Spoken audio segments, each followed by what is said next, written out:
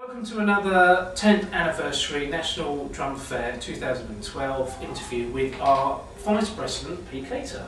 Well, thank you ever so much for, first of all, agreeing to be our Vice President. It's a complete honour. I mean, the National Drum Fair just stands for everything that I love about drums and drumming, our community and our instrument, and all the history and tradition that goes with it. And to be chosen as honorary vice president is absolutely something I'm really not only very proud of, but also very serious about as well. Yeah, and we do understand because Pete has actually done a little spot with the Fat Chops Big Band today, which I thoroughly enjoyed myself. And so, yeah, we do know that you'll take your role very seriously. And I know, as a personal view, you will take and make sure that the National Drum Fair grows, and you'll make sure that everyone knows about it. Definitely. So definitely. Thank you so much for doing that in the first place.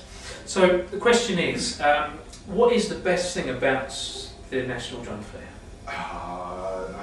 It would be very hard for you to get a even slightly abbreviated answer out of me for that, man, because there's so much to like about it. I love being around all the guys who are so enthusiastic about the vintage instruments, the guys who are building new stuff, and the small builders who are innovating and developing. I also like the fact that it's not a big corporate vibe here. It's much more about us, the drummers and the people who support drummers, the people who support us musically, and the people with the shared love of the instrument that we've all been chosen to play. Yeah, fantastic. Now, obviously, being our 10th anniversary, how many shows have you actually been to? I have been to, the first one I came to was in 2006. 6, 7, 8, 9, 10, 12. So this is the seventh one I've been to. So which one of those has been your most memorable? That's a very good question. I have very pleasant memories of so many of the shows for all sorts of reasons.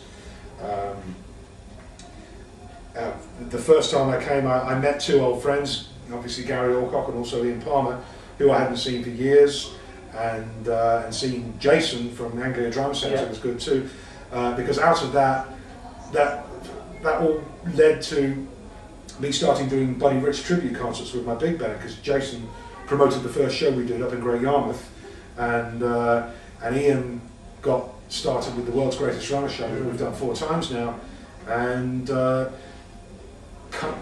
it's not an overstatement to say that coming to the National Drum Fair for the first time changed my life. And it was only because my wife had bought me a laptop previous Christmas, so I was spending way more time on the internet and getting into drum sites. That's how I found out about it.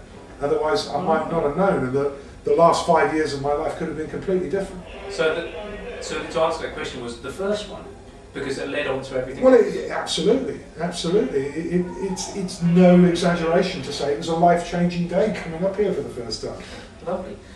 Do you have any vintage or custom gear? I have quite a lot of vintage gear. I have, even my new kit's vintage now, it's 10 years old, the DW drums that I use for my day-to-day work. And when I'm doing the big band shows, I use a Slingerland set from the 70s, which is the exact replica of what Buddy used to play, because when we started looking at that repertoire, I thought it would be both interesting and appropriate to strip back the drums and limit myself to what he used. And so, no double bass drum pedal, no secondary ride cymbal, no closed hi-hat on the right hand side, just going back to the real basic set of drums that of course started with Gene Krupa, and inhabiting that kind of tradition of playing, and seeing what it enabled me to do, and also seeing what it prohibited me from doing. So really putting myself in that Back to the Future kind of scenario as far as the choice of drums is concerned. And I have 2 of my dad's old kits, a Ludwig Super Classic from '64 that he handed on to me when I was 9, and Rogers, museum grade Rogers set from the early '70s, which he bought new, and has been in the family ever since. Oh, fantastic. Lovely. What's the best thing you've seen at the show this year? Best thing I've seen? There's been some really nice vintage kits on display, seen a few Ludwig sets in the '60s in my all-time favourite colour, which is sky blue pearl. But no, a lot of nice stuff on sale, and I feel this year the balance between the custom displays and the vintage displays is much more towards vintage. I know just one or two noticeable absentees this year, but I feel that the emphasis is going more towards the vintage. I don't know if that's in any way an accurate observation, but I don't have a problem with that. Well, my favourite actually is the Trixon. Oh, okay. The Trixon stuff, because I've never seen that collection. No, sure. Apparently it's the best in the UK. Yeah, very quirky, very individual. What do you think that the NDF actually brings to its audience? I think it's very educational, actually, particularly for the younger people who come along, because they're learning about the history of the instrument, the history of the music, and particularly today, because we've had this great big band playing today with myself and a couple of other drummers, getting perhaps their first live experience of hearing that kind of music played. And it's one thing to see a 40-year-old video on YouTube, but actually hear a band like that playing so well, live and in the flesh, may kind of change a few other people's lives, which would be a nice thought. Yeah. Is there any suggestions that you could think of that the actual show could bring to its audience? Would you like to see something different, or is there we can do something more musical in that kind of sense? What was interesting today is because it was a big band playing at lunchtime, I felt that there was an additional element to the crowd who came along because there was a live big band playing, who maybe wouldn't have come before.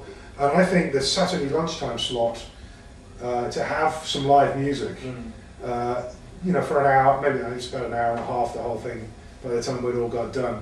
Not saying a word about that. But I think the idea of having live music that is appropriate to the overall theme of the event is a really, really good idea. Brilliant. Well, that's lovely to hear. So, just going past the NDF now, if you had to relive one gig or an event, what would it be? One gig, I really don't know. I'd like to relive some of the gigs I've played over the years and do them better, but self-criticism has got me to where I am as a player, much more than any one single thing. Even though there's a great warm feeling of nostalgia about a lot of what's going on here, it's still now, it's still 2012, and I just think about the future, really. Yeah. You know, I understand, I appreciate and I revere the history of our instrument and the great players who blazed a trail back in the past. But what I feel my job is, both in my role within the structure of the National Drum Fair and also as a musician in the wider world, is to keep bringing that to life for people out there who, you know, I get guys in their 60s and 70s coming up in tears after we've done a Buddy Rich show, because they never thought they'd hear the music played again, as they say, properly, in the way it was written to be played. Yeah. Not that I even attempt to play the same things that Buddy played, because you know, he was Buddy. Yeah, that's right. I treat it like any other musical job. I use my knowledge and my point of view as a drummer to do the best job I can with the music, and making it, you know, in the same way as I was playing Beatles covers. I go for the appropriate sound and do the appropriate things conceptually to make that music sound right, because music is in charge, music is the boss, and I'm just here to serve it in my humble little way. Well, that's a nice way to be, I think. So, what are you playing on at the moment, gear-wise? For most jobs I use a drum workshop set that was custom built for me about 10 years ago, which is a 20-inch bass drum, 12 by 8 and 14 by 14 floor toms, and late 1970s Black Beauty that I was using today, which once I wanted one of those drums for years. When I finally got one 5 years ago, it just eclipsed every other snare that I owned. I don't think I've taken another one out of the house since. It's true. I should sell some more of them. No, keep it though. So, this may be an easy one to actually guess, but who was your inspiration? Joe Morello. You thought I was going to say Buddy Rich? Yes, I was. Well, now Joe Morello I would guess that I had probably heard Joe Morello playing a drum solo on one of my dad's records before I was a week old.